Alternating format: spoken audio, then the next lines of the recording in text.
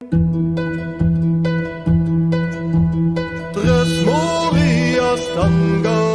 history of Hampton Court Palace is a story of two palaces. A magnificent Tudor one, created by Cardinal Wolsey and later extended by Henry VIII, alongside an elegant Baroque one designed by Sir Christopher Wren for William III and Mary II in the 1790s.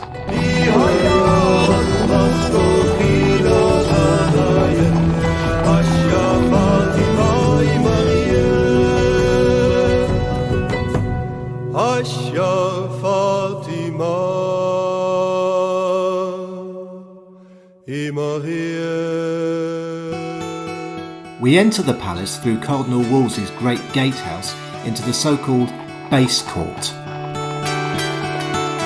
We then continue through a second gatehouse into the clock court, with its 500-year-old astronomical clock.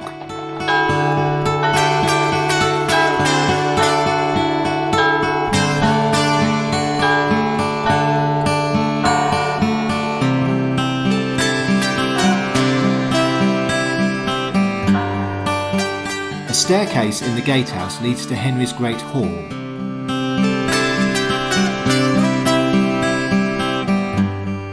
It is one of the largest ever built, with its original tapestries and original hammer beam ceiling.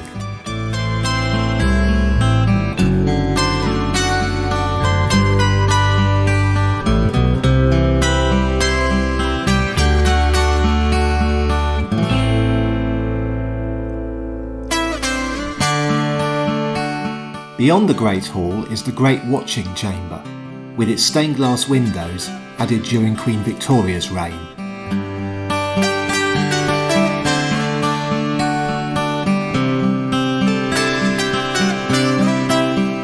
Only the most important visitors were allowed to enter this room.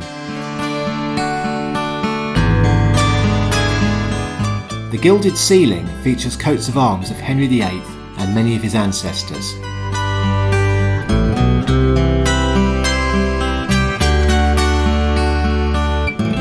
You might even bump into Henry himself.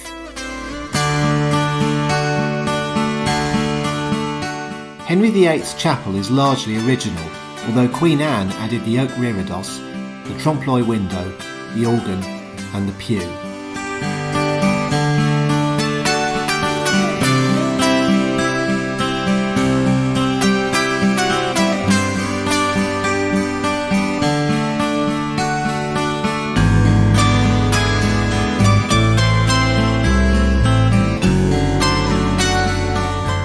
These painted stone coats of arms outside the chapel belonged to Jane Seymour.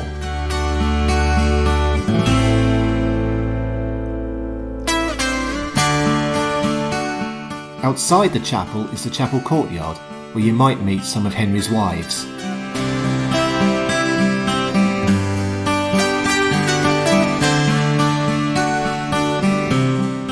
In Tudor times, the kitchens had the massive task of catering for up to 600 people twice a day.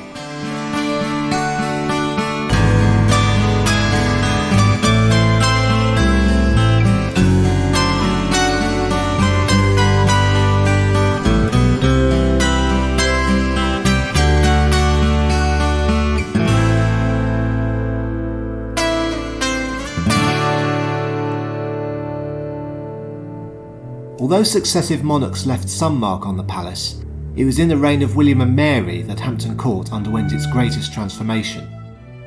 Christopher Wren built a new palace alongside the Tudor one in a grand Baroque style.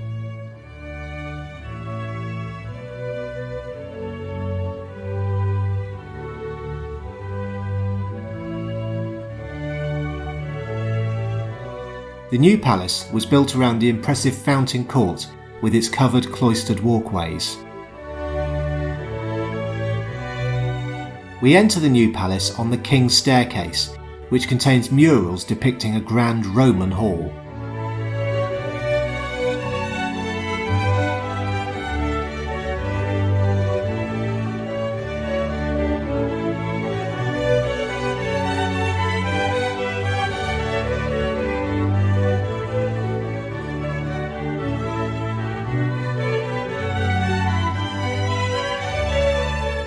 It leads to the guard chamber, which is full of 17th and 18th century weapons. Kings and queens had their own separate suites. A separate staircase, much simpler in design than the king's, leads to the queen's rooms.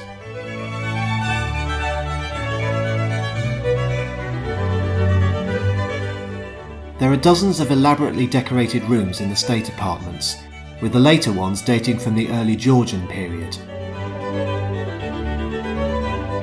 Many of the features of the palace, both outside and inside, were based directly on Versailles, home of William III's archenemy Louis XIV.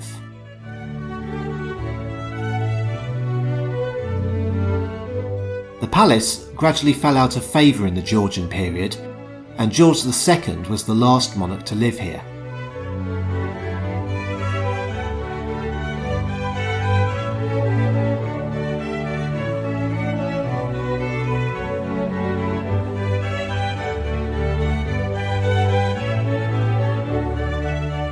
Queen Victoria opened the palace to the public, and a huge amount of restoration has been done since then.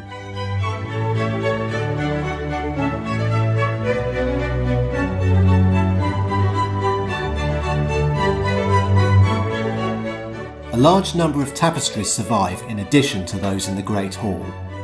They were extremely expensive, and each one could take a team of people up to 2 years to make.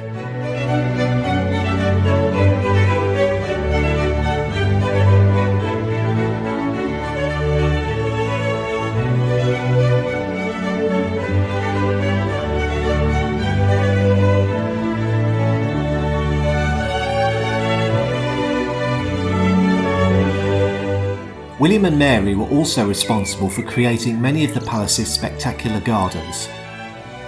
These include the Orangery Garden and these flower beds in the Great Fountain Garden. It has been possible to restore the Privy Garden to its original condition because of the excellent records that were kept of it.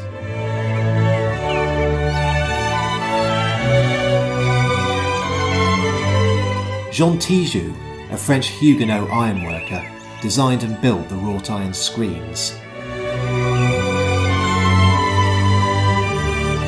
The pond gardens were used by Henry VIII to hold freshwater fish, but Queen Mary II turned them into flower gardens. We finish our visit in the Rose Garden, which was originally used for sporting tournaments. It provides impressive views of the palace of Henry VIII, Hampton Court's most famous and most notorious owner.